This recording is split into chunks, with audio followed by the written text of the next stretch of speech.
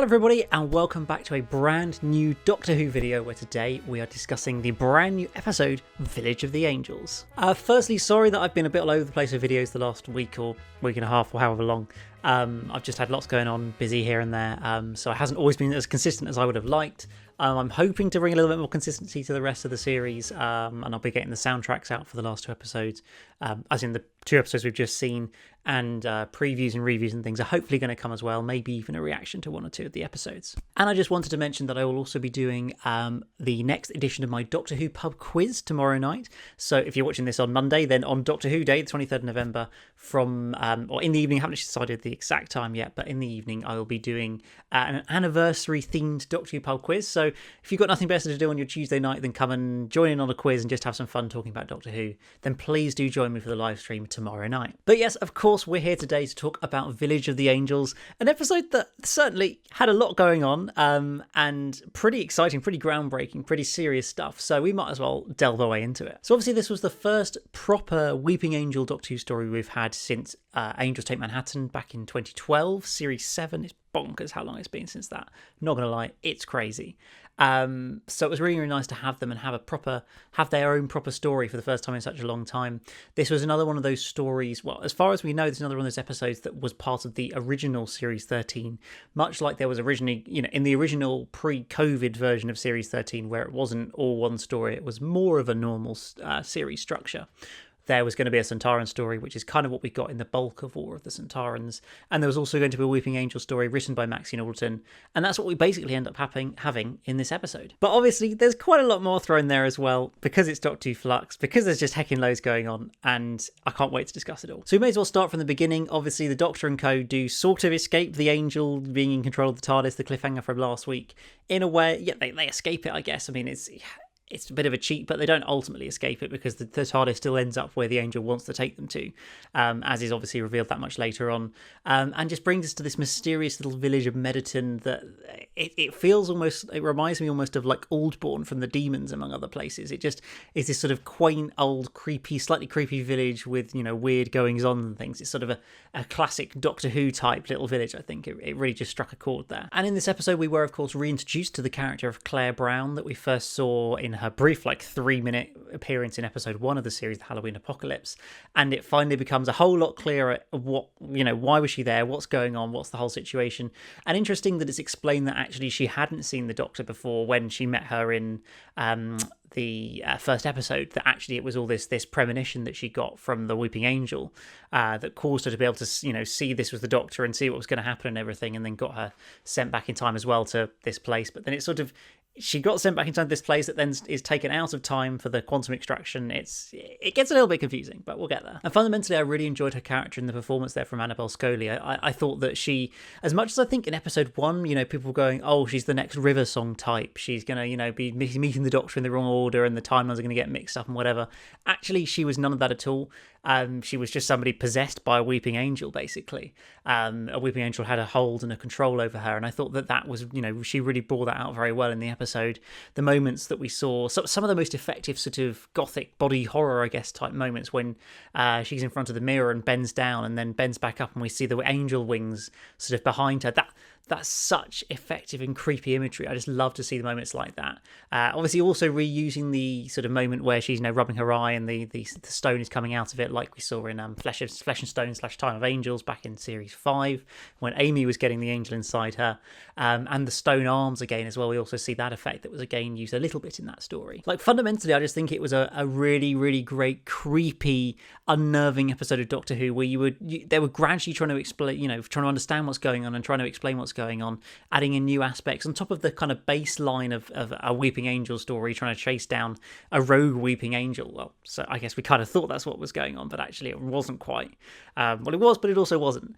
And we'll come to that in a minute. But I think just that, trying to break into this old house in this creepy little village, people going missing, and just all this confusion and not really understanding what's going on. But the Weeping Angels that are sort of relentless, they just don't stop coming for you and going to catch you. I thought that was all so effectively done. I'm not sure if it was newly established or not that the Weeping Angels, if they can't send you back in time twice, the second time they send you back in time, or the second time they touch you or catch you, you're dead. I think that was something new, and I just thought that was quite gave them a little bit more threat and menace, I guess, in that sense. Because, of course, it's bad enough getting sent back in time, but I guess, it is the end of the world, and it isn't like you can still live out a life, even if it's in the past. Whereas if you get caught a second time by the Weeping Angel, that's it, you're dead. You just get turned into, well, not even into stone, just like become stone and get destroyed. Like, I thought that was a great way of just adding that little bit extra threat to the Weeping Angels themselves. It was notable that obviously the Doctor and the companions got split up virtually straight away in this story, and then we have Yaz and Dan getting trapped back in 1901. It was cool seeing the companions themselves actually get zapped back in time, because I don't think we've seen that much of it. I guess ultimately Amy and Rory get their story ended in that way, but we obviously never get to see them or explore that or in any way, whereas actually we get to see Yaz and Dan sent back in time to 1901. And as we learn from the trailer for the next episode, Survivors of the Flux, that they have been stuck in in the early 1900s for several years at least, by at some point in the next episode. So I think that's going to be interesting to see how that plays out further down the line. I definitely felt like the Weeping Angels had as much menace and threat as ever in this story. I think they've always been a fairly effective villain. Obviously Blink is the classic one of it, and then Time of Angels, I guess we start to see them move in moments during that story, but I still feel like they have a pretty effective threat. Sure, Angels Take Manhattan is a bit of a not a mess, it's just a bit confusing, a bit plot holey. It's not perfect. But I feel like Village of the Angels just takes the Angels back to that another level, as I say, back to that level of a real high threat. And I just like that there's a real reason behind what they're doing and everything in this story, because I think it's like so often the Weeping Angels have very little backstory, apart from they're just creatures that feed on the time energy created by the unlived lives of people when they get sent back in time. I love that concept, but also there doesn't always seem any particular reason behind what they're doing. Whereas in this story, there's a very clear reason and behind everything they're doing and everything they're involved in. It's all planned. I felt like the CGI was a return to form in this episode, despite some of the slightly iffy ones, particularly the time storm in last week's episode. The stuff where we saw like the village splitting off into just the universe was brilliant. Like, it was perfectly realised. You almost couldn't really tell that it was CGI. And obviously the effect at the end of the Doctor turning into a Weeping Angel, that was just phenomenal. I don't think we've ever seen something as good as that really in Doctor Who. Like, it really feels, apart from the odd dodgy moment, in general the CGI and the effects and everything in this series are absolutely phenomenal. And I might as well nail down in on the sort of more complex arc-based stuff that's a part of this story. So obviously we learn that the rogue angel that's inside Claire's character is somebody who, all the angels were working for Division, or the Division. It's intriguing the constant difference in referring to it either as the Division or just for Division. Like, there's got to be a reason behind that. Not just inconsistencies in it. That's obviously not the case. I don't know. Is it two separate organizations? Is it, two sort of ways, different parts of the same organization? I don't know. It's just really, really intriguing that that's the case. But clearly, this Weeping Angel, this rogue angel, who wants to get away from whatever the main the extraction squad of Weeping Angels that are working with the Division, what they have to do. This rogue one wanted to escape and has all this knowledge about the Division that then the Doctor obviously wants to be able to use, or to find out all that missing information, all the past that she's lost. She wants to be able to find that out, and so is determined to obviously keep Claire and the Weeping Angel safe so that she can find out all of that knowledge. And the rogue angel gave some mysterious things about how the Division is everywhere. Division uses everything. It's all part of everything and whatever. Like, it was a bit confusing. I feel like we're just getting more and more sort of mystery and enigmas about what Division or the Division is, without really any explanation as of yet. Apart from, oh wait, it's not just a Time Lord organisation. Actually, Carbonatus is also a part of it. Now there's Weeping Angels that are part of it. Like, everything seems to be a part of it. I've seen people theorising, is Division to do with the sort of breaking down and the war between time and space? Is it going to be something to do with that and trying to cause division maybe in the universe, to keep the universe under control by causing division between different peoples and planets and whatever, maybe? It's all quite interesting, and I'm sure it's going to be well explored in the last couple of episodes. But yes, obviously this leads us to the climactic moment at the end of this story where the Doctor's, is wholly confused by what is going on. Why the heck is she not getting zapped by the Weeping Angels when she clearly should be? And then she walks out of sort of the tunnels underneath the house, and obviously is faced by Claire the Weeping Angel and Claire, surrounded by all these other Weeping Angels, when obviously the truth is revealed that, the Weeping Angels, sure, they do actually want to capture this rogue angel, but actually the number one thing that anybody wants to get who works for the Division is the Doctor. And so, the Rogue Angel has clearly thought about this and thought, well, if I can entice the Doctor, then they'll take the Doctor instead of me because, I might be bad, but I'm not as bad as the Doctor. And, it's this fascinating thing that obviously the Doctor didn't realise any of it. She just got caught up in the mystery and the intrigue of it, and the angel in the girl, or in Claire, and all of that was played out, and just to sort of lure the Doctor into this situation. It's a classic thing in many ways, the Doctor getting lured into a trap by sort of, real people, and the compassion that she has for, the desperation to be able to save other people. That sort of leads into her downfall ultimately, which is a really interesting, way to do it. But then obviously because she's been tricked, it leads her to being recalled by the Division, which is a great way of looking at it, that she's always worked for them and she never actually properly escaped, I guess. And now, having been the fugitive in the previous series that we met with the Ruth Doctor, or the fugitive Doctor, whatever you want to call it, now she's finally being recalled to the Division and becomes a weeping angel in one of the best cliffhangers I can remember in Doctor Who. It's flipping brilliant. As I said, the effect is phenomenal. The way the sort of stone, builds up from her legs and then brings her hands into place in front of her face is perfect. It's so well realised, and just leaves you in that sort of sense of disbelief that the main character, our Doctor, is trapped in weeping angel form, essentially. Of course, this poses many more questions and theories about whether actually the weeping angels are sort of fallen Time Lords as a punishment by the Time Lords to have been forced to become weeping angels, which is something that's been theorised since the End of Time Part 2 back in New Year's Day 2010, when Rassilon mentioned something about how the two, I think the woman who's meant to be the Doctor's mum in End of Time Part 2 and another character have to sort of stand with or sit there with their hands covered over their face like the weeping angels of old. So maybe Chibbers is finally playing on that line that Rassilon said, and is actually going to, reveal that all the sort of bad Time Lords get turned into weeping angels. I mean, how the heck does the Doctor get out of this? Like, she's got no help. She's seemingly being taken back to the Division to be either punished by them, work for them, forced to do bad things for them. I don't know.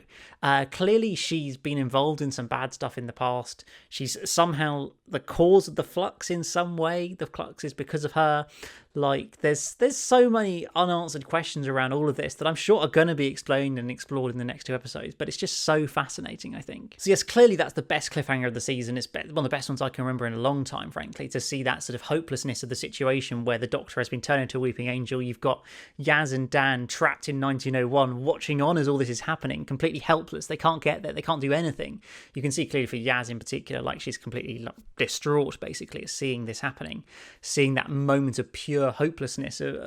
What do we do now? The Doctor's gone, basically. We're trapped in 1901. What the heck do we do next?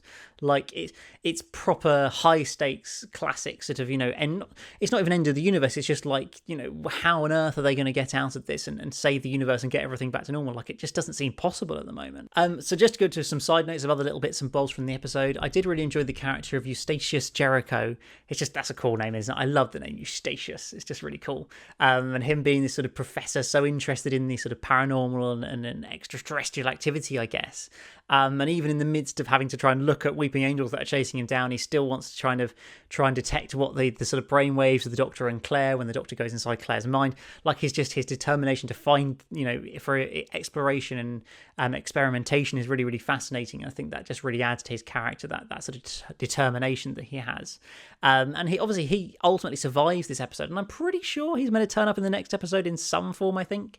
He escapes through the tunnels and ends up in 1901 with Yaz and Dan. I don't know, are they all going to be working together in the next episode? Are we going to see them, breaking through into the next episode? I don't know. It's just really, really interesting, and I just really enjoyed his character in this story. I did call about 5 minutes into this episode that the 10-year-old girl, Peggy, who'd gone missing, that she would be that old lady, I think Mrs. Haywood or something, who's wandering around in the sort of graveyard of the church there. I don't know, I just felt like it was fairly obvious that it was going to tie up and loop its way around to be that. There's nothing wrong with it. Like, it's an effective way of showing the sort of, effect that the Weeping Angels have of sending someone back in time but not necessarily killing them, and then her having to grow up 66 years in the past, and then just having that moment when, the older Mrs. Haywood is sort of starting to, can sort of vaguely remember bits and bobs that were about to happen, revealing that this wasn't sort of, a burial site, but it's actually like the sort of point where the Weeping Angels are going to sort of come and go from was a really, really effective way of building up to that critical moment of the episode. Outside of the main plot, which was very much the majority of this episode, whereas most of the previous episodes of this series there's been quite a few different sort of plot lines fighting for attention.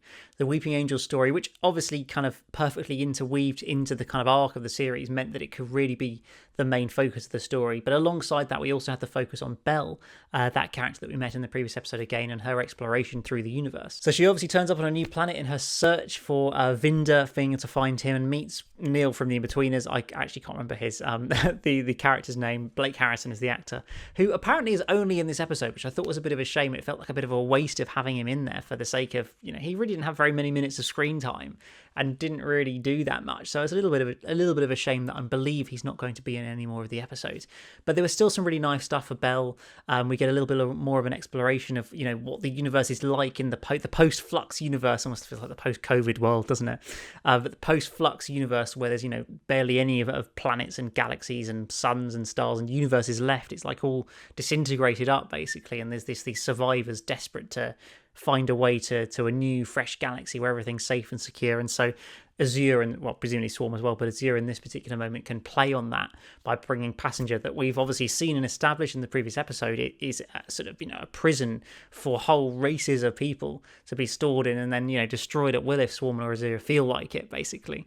And so to use that for some sort of a dramatic moment in there and showing the sort of desperation of the people that are left over, it's just, I think, is a really effective moment to kind of bring Swarm and Azure, well, obviously just Azure in this, back into the story, and just seeing how they're trying to kind of take advantage of the chaos of the universe at the moment, and just steal and trap anybody who's left over, basically, by pretending to be a sort of savior, a god almost, which is just, I thought that was a really, really effective and an interesting scene done there. And obviously at the very end of the story, after we got, I loved the little sort of going into the titles and then breaking through the titles into this extra little scene. I know it wasn't necessarily the most kind of dramatic, exciting scene, but I do wonder if it's maybe just kind of again playing into this whole sort of end of the universe, therefore everything's sort of breaking down because the Flux has destroyed the universe. We see it in the social media of the program, where the avatar on the social media profiles is gradually getting more and more destroyed and broken. The sort of the colours behind the sort of Doctor Who logo that we see on a lot of the promo stuff as well, that's getting more and more sort of meshed and disintegrated and sort of gone, basically. And the idea in the music as well, we had in the credit sequence, that sort of basically dropped the bass line and sort of became a lot more muddy in sound, kind of representing the fact that the Doctor was gone, the sort of hopelessness of the situation, but also I think the kind of disintegrating universe moment that we're getting throughout this. And so maybe that's why we're kind of breaking in and out of the credits, to kind of show that everything is sort of in flux, that everything's falling apart. Even the Doctor Who credits can't hold together anymore, that it's got to fall apart in the middle of it. Maybe that's why they did it. I don't know. Just an idea. But then we get that scene with Vinder meeting the in-betweeners chap. I'm sorry, I can't remember his name. Namaka or something like that. Something of that ilk. It was a very long name from what I remember. But yeah, he's turning up in his search for Belle, obviously, and gets a little message from her, but doesn't quite get to hear the coordinates that he's supposed to be heading to. Could this be could it be the coordinates for Gallifrey? Because I feel like the only interesting coordinates you could give that a fan would recognise would be the coordinates for Gallifrey. And obviously they make a dramatic moment of cutting that off. Yes, it could just be the point of giving Vinder that emotional moment of not knowing where Belle is. But could it also be because they're actually from Gallifrey? Are they actually Time Lords? Are the Doctor's parents? Who knows? Lots of fan theories. I feel like, Belle and Vinder are going to end up being the Doctor's parents, and to save the universe, they're going to give birth to this child and then have to send it into another universe or something to be able to save this universe. And then it'll turn up as the Timeless Child. I don't know. It's just thoughts, theories, whatever. I've got no idea, really, but it could be interesting. And that pretty much wrapped up the episode for us. I think this is probably the best episode of the Chibnall era so far. I know I kind of said that about last week's episode, but now I've watched this one, I definitely think this one is a step up. There were a lot of great ideas and imagination in the previous episode, and it was a little bit different to what we used to from Doctor Who. But in terms of fundamentally incorporating a really strong episode of Doctor Who, a Weeping Angel story that really, really works so effectively, plus adding in all the arc stuff, the division stuff, the stuff with the Doctor, it just kind of completed it and fitted it so perfectly into the narrative of the series. It gave such an interesting storyline behind the Weeping Angels, behind what they're doing, why they're doing it. The idea of a rogue Weeping Angels as well is just such an interesting idea to explore, I think. And it really just feels like we're set up so well for what's to come in the rest of the series. We've obviously only got 2 episodes left, Survivors of the Flux and The Vanquishers, to come to conclude this series. I mean, I do feel like there's a hecking lot to sort out. Like, you know, we've got Williamson, who we still don't have a flipping clue what's going on with him. We've clearly got a load more stuff with the Grand Serpent. We've got Yaz and Dan stuck in the 1900s. We've got the Doctor as a Weeping Angel. Kate Stewart is turning up in the next episode for some reason. My theory is Unit's turning up in the episode again. Obviously, Calvin Easter in the trailer mentions that the Lipari sort of wall that's protecting the Earth has been breached. So presumably we're going to get some sort of focus in on Unit, who have somehow turned up again, you know, trying to protect the Earth. Kate will be at the head of that, is what I imagine is going to play out. Particularly there's another chap who looked like he could be in Unit sort of outfit as well, albeit a more period Unit outfit, but maybe that's just the way Chibnall's going with it. So yeah, I just feel like we're in such an interesting part of the series. We're clearly reaching towards the point where we're going to start to get answers, to get conclusions, to get explanations on the Flux and how that's all going to be resolved, but obviously also on Division, or the Division, where that's all going. What is the Doctor's past? What did she do in the past? Why is the Flux caused by her, basically? Like, there's so much that I think we're going to get explored and explained through to the end of the series now. But fundamentally, this was a brilliant episode of Doctor Who. I thoroughly enjoyed it. I really would give it like an 8 or a 9 out of 10. I think it's the best of the series so far. I think the best episode of the Chris Chibnall era. Watching it first time, I was like, immediately, this is amazing. Second time through, even then, I still thought it was a really, really strong episode of Doctor Who.